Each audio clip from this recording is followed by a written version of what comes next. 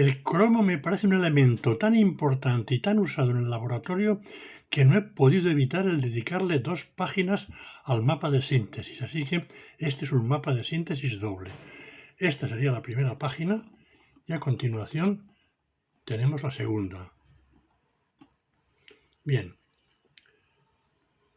Los productos más utilizados en el laboratorio con respecto al cromo son, sin ninguna duda, el metal, el cloruro de cromo 3, tanto anhidro como hidratado, y este en sus dos formas, el cloruro de cromo verde, que es el cloruro del dicloro tetraacuo, también con 2 moléculas de agua a continuación, además de las coordinadas, y el cloruro hexaacuo, que es el otro isómero.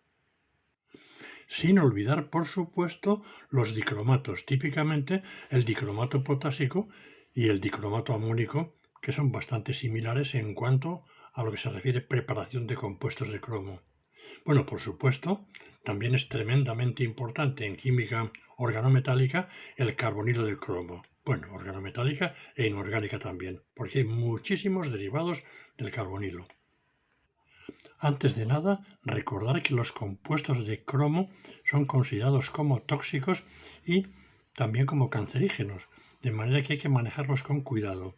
Pero los que son especialmente más peligrosos son el carbonilo de cromo, porque es un compuesto muy volátil, aunque sea un sólido, se gasifica muy fácilmente, tiene una presión de vapor significativa incluso a temperatura ambiente, y el cromo 6 porque los cromatos se parecen bastante a los sulfatos y se absorben de modo similar y bueno, traspasan membranas celulares, etcétera, y pueden oxidar, en fin.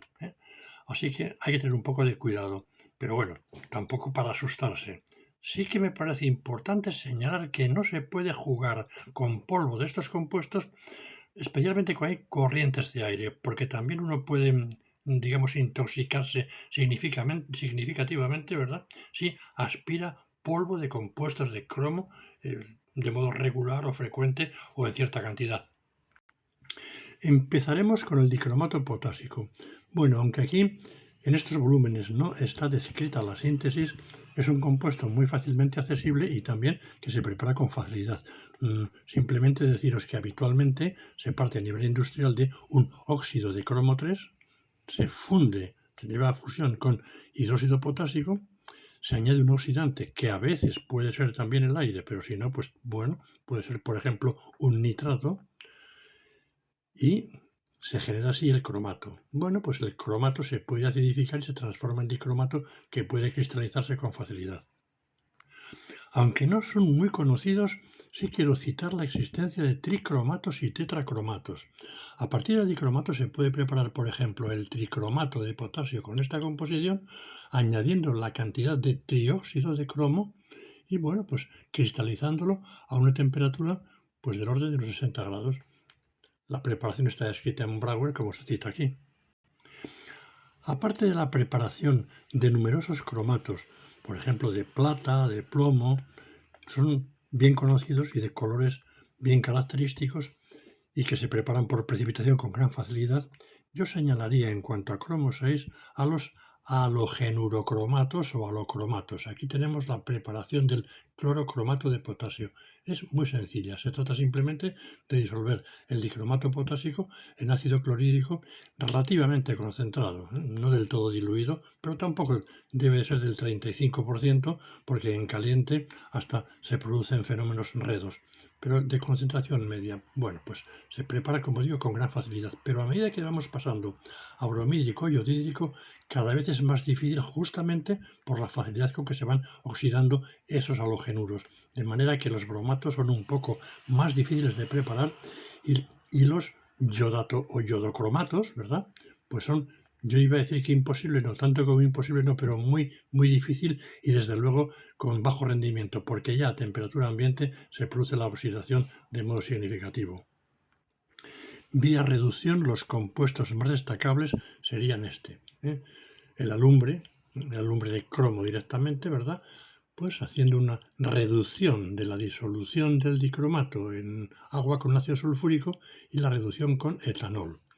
Bien, Señalar simplemente que esto tiene su encanto porque se obtienen disoluciones de tipo verdoso en lugar del auténtico alumbre que es de color rosado, rosa, más bien, o violáceo. Bueno, pues es casi inevitable que se formen los azules. Los verdes, corresponden a complejos en los cuales el cromo no tiene un entorno de 6 moléculas de agua de coordinación, sino que tiene ya sulfatos o hidrógenos sulfatos coordinados. Pero no hay que preocuparse demasiado porque si eso se deja evolucionar lentamente a temperatura ambiente, pues se acaba produciendo la hidratación y esas sales que se forman inicialmente de color verde acaban transformándose en la lumbre. Señalar también que aunque aquí está descrita la utilización del etanol, es también posible, y yo me atrevería a decir que hasta recomendable, utilizar el isopropanol. Este se oxidará hasta acetona, incluso me atrevería a decir que es que la acetona sí que es volátil, pero más volátil y más tóxico es el acetaldehído que se forma por oxidación del etanol. Aquí se menciona también la preparación de un tiocianato complejo por reacción de la lumbre con tiocianato de potasio y cristalización.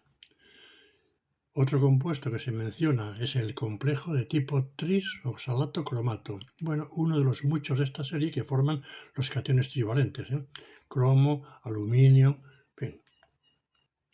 Fijaros que en este proceso, además de añadir un oxalato de potasio, y hay que añadir ácido sálico suficiente para que se forme el oxalato de cromo, pero también para que se reduzca el cromo 6 a cromo 3. Un complejo estrechamente relacionado con el anterior es este, el oxalato, el bisoxalato diacocromato de potasio, que cristaliza el isómero trans, tal como aquí se indica. Aquí se ha indicado la preparación del isómero trans, pero conste que se puede preparar también, variando un poco las condiciones, el isómero cis. Ambos son como muy parecidos incluso en cuanto a color y bien distintos en cuanto a color de este otro. Este es un verde típico y este es algo así como un, iba a decir magenta, no, más bien violeta. Los dos, ambos, el cis y el trans, difieren únicamente en el coeficiente de extinción molar más que en la posición del espectro de las bandas del espectro de absorción en el visible.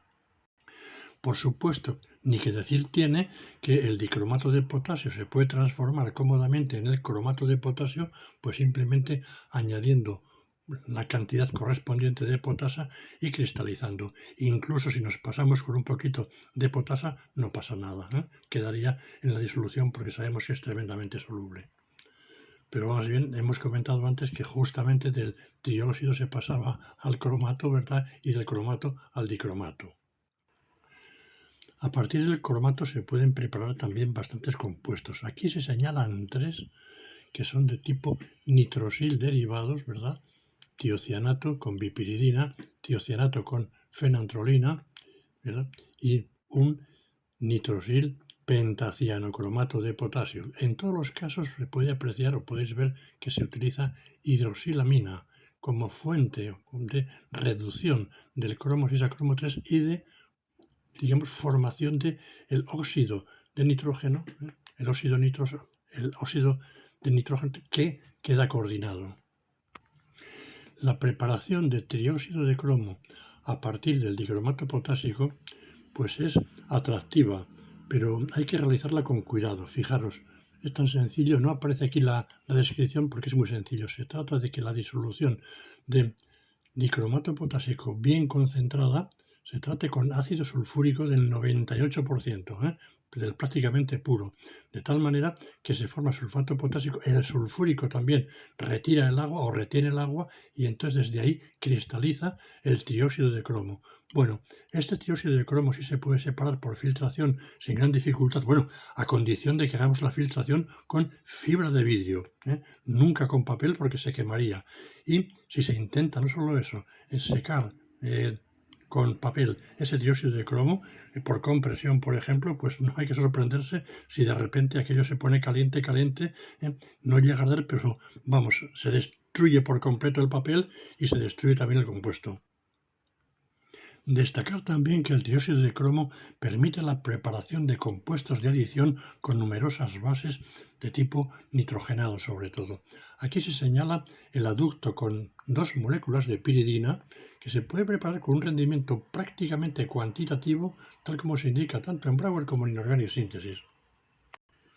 Del mismo modo se pueden preparar los aductos con la 3 y la 4-metilpiridina, es decir, con la beta y gamma picolinas. Fijaros, no con la alfa picolina, porque hay una tensión frontal por parte del grupo metilo que impide la formación del aducto.